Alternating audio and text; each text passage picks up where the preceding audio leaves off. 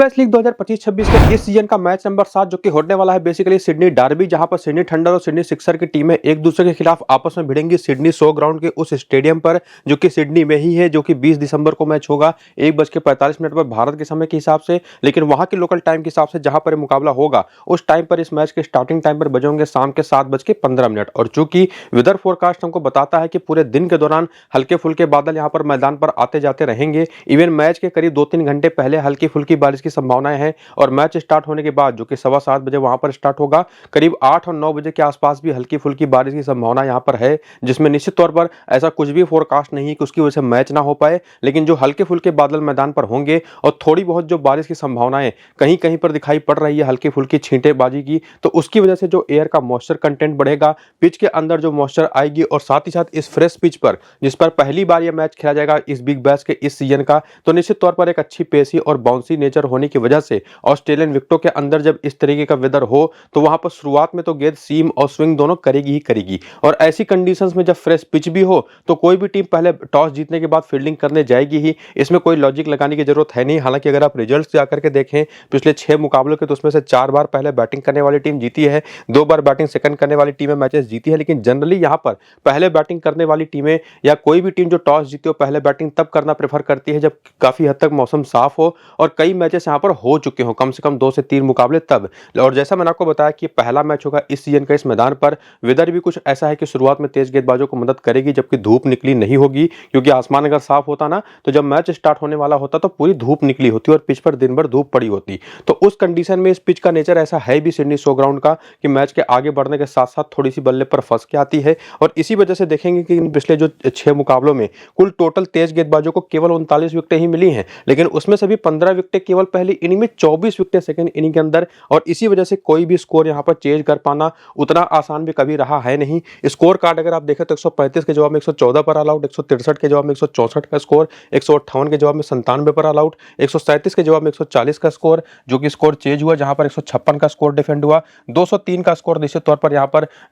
Defend होना ही था जो कि बहुत ही बड़ा था। तो नेचर इस विकेट का वैसा ही होता है कि पहली इनिंग में बैटिंग करने वाली टीम को फेवर करती है ये विकेट और आगे बढ़ने के साथ साथ थोड़ी सी बल्ले पर चूंकि फंस करके आती है, एक्सेलरेट करना मुश्किल होता है, तो कोई भी स्कोर चेंज करना उतना आसान होता नहीं। लेकिन जैसा मैंने आपको 2 चीजें बताई, एक वेदर को लेकर के और फ्रेश पिच को लेकर के बातें, उसकी वजह से कोई भी टीम यहां पर टॉस जीत करके पहले फील्डिंग करना ही पसंद करेगी। तो ये तो अभी मैच के शुरू होने के पहले की संभावनाएं हैं, लेकिन जब मैच स्टार्ट होगा उस टाइम पर वेदर होगा कैसा एक्चुअल और पिच कैसी देखने में लग रही है और वहां पर टॉस जीतने के बाद टीमें क्या फैसला कर रही है, उसके बेसिस पर जो हमारी अपनी फाइनल टीम बनेगी वो सारे अपडेट्स पिच से लेकर के वेदर फोरकास्ट या अपडेट से लेकर के टॉस का अपडेट और दोनों टीमों की कंबाइंड अपनी जो फैंटेसी टीम बनेगी वो आपको मैं टेलीग्राम और व्हाट्सएप चैनल पर प्रोवाइड करवाऊंगा। तो जाकर के दोनों को ज्वाइन करिए, लिंक आपको इसी वीडियो के डिस्क्रिप्शन में और कमेंट बॉक्स में जो पिन किया हुआ कमेंट है वहां पर देखने को मिल जाएगा। तो जल्दी से जाकर के वीडियो के नीचे, इसी वीडियो के नीचे डिस्क्रिप्शन और पिन कमेंट में जो लिंक दे रखा है मैंने व्हाट्सएप चैनल के भी और टेलीग्राम चैनल का भी, दोनों को क्लिक करके ज्वाइन जरूर कर लीजिए। फिलहाल आपके सामने है अभी तक एक मैच खेल चुकी है इस सीजन के अंदर सिडनी थंडर की टीम, जहां पर पिछले मैच में डेविड वार्नर नहीं खेले थे, उनको इंजरी कंसर्न्स थे। फिलहाल इस मैच में खेलेंगे या नहीं खेलेंगे ये मैच स्टार्ट होने के पहले ही हमको पता चल पाएगा, जबकि पिछले वाले मैच में मैथ्यू जिल्स और सैम कॉन्स्टेंस ने ओपन किया था। इसके बाद आए थे कैमरून बैंक्रॉफ्ट, इसके बाद सैम बिलिंग्स है, ओलिवर डेविस है, Shadab Khan right handed batter leg spin bowler, बाकी एक और बाएं हाथ के तेज गेंदबाज डैनियल सैम जो बैटिंग अच्छी खासी कर लेते हैं। इसके बाद है क्रिस ग्रीन, तनवीर संघा, नेथन मैकेंड्रू और रीस टोपली जो कि पिछले मैच में ठीक ठाक पिटाई झेलते हुए दिखाई पड़े। बाकी बेंच इनका अगर आप देखें तो वो आपके सामने है और पिछले मैच में जो बॉलिंग हुई तो जैसा मैंने आपको बताया कि रीस टोपली की ठीक ठाक पिटाई पिछले मैच में हो गई थी, पहला और 10वां ओवर किया था, उसके बाद इनको कोई ओवर मिला नहीं। जबकि बाकी जो और 4 बॉलर है इसमें डैनियल सैम ने पूरे 4 ओवर करे, दूसरा, चौथा, 14वां और 20वां तो आप कह सकते हैं कि 2 ओवर डेथ के, 2 ओवर पावर प्ले के। नेथन मैकेंड्रू ने तीसरा और 19वां ओवर किया, यानी कि 1 पावर प्ले का 1 डेथ का। बाकी तनवीर संघा को पूरे 4 ओवर मिडिल किया और 1 ओवर करीब डेथ के करते दिखाई पड़ेंगे। शादाब खान का भी वही हाल होगा और बाकी क्रिस ग्रीन भी आपको जनरली मिडिल ओवर और डेथ ओवर की मिक्स बॉलिंग करते दिखाई पड़ेंगे। तो ये इनके 3 बॉलर जो है स्पिनर के तौर पर और साथ ही साथ प्लस उसमें डैनियल सैम से 4 मुख्य बॉलर होंगे जो पूरे 4-4 ओवर करेंगे और यही चारों आपको डेथ के भी आखिरी के 5-6 ओवर करते दिखाई पड़ेंगे, जिसमें नेथन मैकेंड्रू, रीस टोपली बाकी बचे हुए ओवर करते दिखाई पड़ेंगे। तो इस तरीके की इनकी भूमिका होगी। बाकी करियर के अंदर इन्होंने T20 में किया क्या है, एक्सपीरियंस कैसा है, वो आप देखने के लिए करियर का सारा डेटा अगर चाहें तो सिडनी थंडर के हर एक प्लेयर का यहाँ पर देख सकते हैं। जहां पर जैसे फॉर एग्जांपल सैम कॉन्स्टेंस की बात करें तो अभी तक 5 T20 मैचेस ही खेले, 122 रन बनाए, 24 का एवरेज है। हैं, जबकि वहीं पर डेविड वार्नर का आपको सभी को पता है 380 से ज़्यादा मैचेस, 12,000 से ज़्यादा रन, जिसमें बैटिंग एवरेज जो इनिंग की बेसिस पर है आप वो भी देख सकते हैं। और उसी तरह से जो बॉलर्स हैं, फॉर एग्जांपल जैसे तनवीर संघा की ही बात करें तो 58 मैच में 77 विकेट ले चुके हैं। इनको पहली इनिंग में अभी तक के पूरे करियर के दौरान 21 गेंदें लगी हैं 1 विकेट निकालने में ऑन एन एवरेज, लेकिन वहीं पर सेकंड इनिंग में स्ट्राइक रेटिंग का हो जाता है केवल 12, जो दिखाता है कि सेकंड इनिंग के एक बहुत ही कमाल के बॉलिंग ऑप्शन ये रहेंगे। ठीक इसी तरह से बाकी बैटर्स और बॉलर्स की भी वो सारी यूटिलिटी इनिंग की बेसिस पर भी और साथ ही साथ पूरे करियर की बेसिस पर भी क्या रही है इनकी अपनी अपनी टीमों के लिए T20 फॉर्मेट में, आप वहां पर देख सकते हैं। बाकी रीसेंट फॉर्म देखें तो ऑलरेडी आपको मैं बता चुका हूं कि ये टीम एक मैच खेल चुकी है, हालांकि वो मैच भी ये टीम हार गई। और इवन सिडनी सिक्सर की टीम भी 2 मुकाबले खेली है, वो दोनों मैचेस हारी है। तो दोनों टीमों के लिए ये पहला मैच होगा इस सीजन का जिसमें किसी न किसी को जीत दर्ज करने का मौका मिलेगा, जहां पर पहले मैच में सैम कॉन्स्टेंस ने 28 रन बनाए थे, वहीं पर मैथ्यू जिल्क्स ने बनाए थे 20 रन। 61 नाबाद की शानदार पारी की थी कैमरन बैनक्रॉफ्ट ने। उसके बाद सैम बिलिंग्स और ओलिवर डेविस तो फ्लॉप साबित हुए, जबकि वहीं पर शादाब खान और डेनियल सैम्स ने शानदार ऑलराउंड परफॉर्मेंस दिखाई और दिखा दिया कि यही दोनों इस टीम के लिए वन ऑफ द सेफेस्ट कप्तान है, वाइस कप्तान के ऑप्शन भी होंगे आज के इस मैच के लिए भी। और उसी में क्रिस ग्रीन को इंक्लूड करें तो 4 नाबाद की पारी और 1 विकेट। तनवीर संघा ने भी पिछले मैच में 1 विकेट लिया, नेथन मैकेंड्रू ने भी 1 विकेट लिया, जबकि रीस टोपली का आपको ने बताया ही कि 2 ओवर इन्होंने करे थे, जम के इनकी बिटाई हुई थी। इसके पहले भी ये कुछ खास अच्छे फॉर्म में थे नहीं, जबकि पिछले मैच के जो परफॉर्मर्स हैं, चाहे वो दोनों ऑलराउंडर्स की बात कर लें या बाकी इन तीनों बॉलर्स की बात कर लें, तो ये तीनों ऑलरेडी काफी अच्छे फॉर्म को कैरी करके यहाँ पर पहुंचे थे। और उसी में कैमरन बैनक्रॉफ्ट को भी आप लेकर के सेम चीज कह सकते हैं कि पिछले मैच भी शानदार पारी खेली, इसके पहले भी काफी ठीक ठाक फॉर्म में रहे हैं। और जो प्लेयर पिछले मैच में नहीं चले वो ऑलरेडी बहुत अच्छे फॉर्म में थे नहीं। तो इस रिसेंट फॉर्म को देखने के बाद इसमें जो बेंच के भी बाकी जो प्लेयर्स हैं उनके भी नंबर्स अगर आप देखें तो बहुत ज्यादा मुश्किलें इस टीम की तरफ से आपको प्लेयर पिक करने में होंगी नहीं। और इवन मैं तो कहूंगा यहाँ पर शादाब खान, डेनियल सैम्स और क्रिस ग्रीन, और ये 3 ऐसे ऑप्शन हैं जिनको आंख मूंद करके सीधे टीम में आपको ले लेना है। अब ये मैं नहीं कहता कि ये लोग परफॉर्मेंस करेंगे ही करेंगे 100%, लेकिन कम से कम इन तीनों की वो यूटिलिटी है इस टीम के अंदर, खास करके सिडनी सिक्सर के खिलाफ जब ये मैच होगा तो बेस्ट यूटिलिटी प्लेयर ये तीनों होंगे जिनको आपको कतई मिस करना है नहीं, जिसमें निश्चित तौर पर तनवीर संघा की भी यूटिलिटी उतनी ही बेहतर होगी। और स्पेसिफिकली अगर सेकेंड इनिंग की बॉलिंग है तब तो आप वहां पर इनको कप्तान है, बस कप्तान भी कर सकते हैं। और उसके बाद आते हैं बॉलिंग में, तो नेथन मैकेंड्रू और रीस टोपली का कितना भरोसा बिल्कुल नहीं है, कितने ओवर करेंगे तो इनको लेकर के कुछ कह नहीं सकते। लेकिन अगर पहली इनिंग की बॉलिंग है ना, तब इन दोनों को आप as a trump option use कर सकते हैं, अपनी टीम में लेकर के जा सकते हैं, क्योंकि उस पहली इनिंग की बॉलिंग में वो कंडीशंस रहेंगी गिवन कि जहां पर ये दोनों अपनी स्विंग बॉलिंग से सामने वाली टीम की बैटिंग को परेशान कर पाएंगे। सामने की टीम के अभी आगे चल करके बैटिंग ऑर्डर देखेंगे ना तो काफी वल्नरेबल है भी स्विंग बॉलिंग के खिलाफ। और बाकी जो बैटिंग ऑर्डर इनका पूरा का पूरा इसमें निश्चित तौर पर Cameron Bancroft one of the safest option होंगे। बाकी इसके अलावा Sam Constance, Matthew Gilkes, Sam Billings और ओली डेविस, ये 4 ऐसे ऑप्शन है ना जिनमें से किसको लेकर के जाएं ये क्लियर कर पाना काफी मुश्किल आपके लिए होने वाला है, जिसके लिए हम आगे का डेटा देखेंगे। लेकिन कम से कम ये 5 प्लेयर जिनके बारे में आपको ने बताया ये बेस्ट ऑप्शंस हैं, जिसमें कुछ बॉलिंग ऑप्शंस यहाँ पर जो तेज गेंदबाजी है वो कंडीशनली अपनी टीम में लिए जा सकते हैं एज ए ट्रम्प। लेकिन आगे चल करके बाकी प्लेयर्स के बारे में जानने के लिए हेड टू हेड के स्टैट्स देखें तो ये सिडनी थंडर के प्लेयर जब सिडनी सिक्सर के खिलाफ खेलते हैं तो हेड टू हेड में सैम कॉन्स्टेंस के 2 मैच में केवल 9 रन है, लेकिन डेविड वार्नर के 6 मैच में 153 रन है। तो अगर खेलते हैं वार्नर तो एक अच्छे ऑप्शन तो होंगे ही। बाकी कैमरन बैनक्रॉफ्ट भी 3 मैच में 78 रन है, वहीं पर जिल्क्स बिल्कुल नहीं चले। इवन ओलिवर डेविस के भी आंकड़े बहुत खराब है।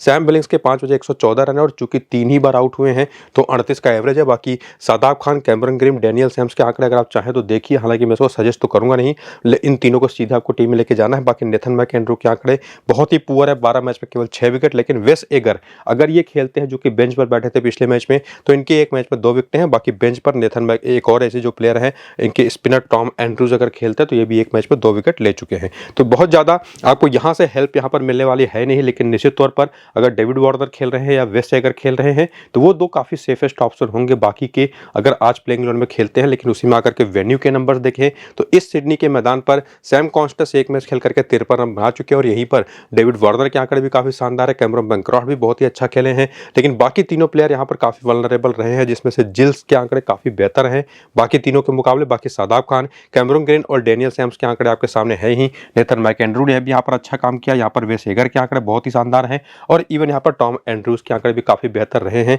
तो ओवरऑल हमारा वही कंक्लूजन निकला कि यहाँ पर Shadab Khan, Chris Green, Daniel Sams के ये जो 3 बॉलिंग ऑप्शन है तब तो बेस्ट होंगे ही, जिसमें तनवीर संघा निश्चित तौर पर एक स्पिनर के तौर पर one of the safest option होंगे। 4 ये प्लेयर तो क्लियर हो गए, बाकी कैमरन बैनक्रॉफ्ट लेकर के 5वें प्लेयर, और उसी में अगर डेविड वार्नर खेल जाते हो तो ये 6ठे प्लेयर के रूप में बेस्ट होंगे, वरना आप सैम कॉन्स्टस और या तो यहाँ पर सैम बिलिंग्स, इन दोनों में से किसी एक को लेकर के जा सकते हैं। और पहली इनिंग की बॉलिंग हुई तो उसमें कौन से और 2 मीडियम पेसर्स हैं उनको लेकर के जा सकते हैं, वो आपको मैं पीछे बता चुका हूं ऑलरेडी। बाकी प्लेयर बैटल भी देख लें कि सामने सिडनी सिक्सर के बॉलिंग के खिलाफ जब ये लोग खेलने उतरे हैं कभी भी, ये सिडनी थंडर के बैटर्स, तो कैसी परफॉर्मेंस करते दिखाई पड़े T20s में। तो सैम कॉन्स्टस को तो कोई दिक्कत किसी बॉलर के खिलाफ हुई नहीं है, कोई बॉलर इनको आउट कर नहीं पाया अभी तक। बाकी डेविड वार्नर, मिच पेरी पर एक बार 4 गेंद पर 4 रन बना करके, बेन बेनेंटी के 2 गेंद पर 4 रन बना करके एक बार आउट हुए हैं, और उसी में कैमरन बैनक्रॉफ्ट भी जो सामने बेन डॉर्सुइस हैं उनकी गेंदों पर आउट तो हुए हैं एक बार, लेकिन अच्छे खासे रन बना करके। इसके बाद बाकी जो बैटर्स है, चाहे वो मैथ्यू जिल्क्स हो, चाहे वो ओलिवर डेविस हो, चाहे सैम बिलिंग्स हो,